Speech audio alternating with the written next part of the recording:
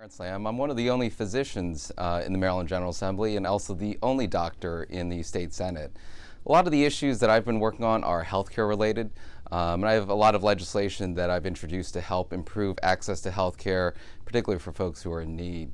One of the bills I'd like to touch on has to do with pregnancy.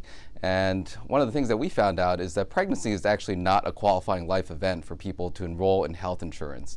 And we think it's incredibly important for pregnant women to be able to enroll for health insurance for the fact that they need prenatal care, and outcomes are better for women and for children who have prenatal care.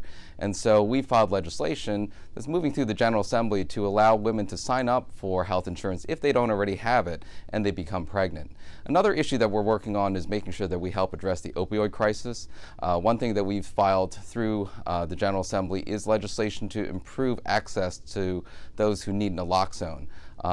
One thing that we found is that individuals who request naloxone or purchase it out of a pharmacy may oftentimes have their life insurance or disability insurance rates increase as a result of that purchase, even though they're not the ones that are using opioids. They're just using it as a drug to help with first response and any individuals that they might have come across that have overdosed.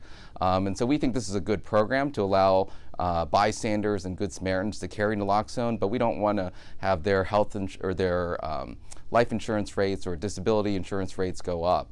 And as a result of that, we put in legislation to restrict the ability of insurance companies to discriminate against people that are purchasing this life-saving drug, naloxone. And the last piece of legislation I'd like to touch on has to do with school-based health centers. We know that there's an increasing need for students to be able to access health care in schools, and so this piece of legislation will help nurse practitioners also staff these school-based health centers to increase access for children who need services in schools to be able to access, whether it's for vaccinations or screening type programs. We think this is incredibly important for children to be able to have increased access at schools.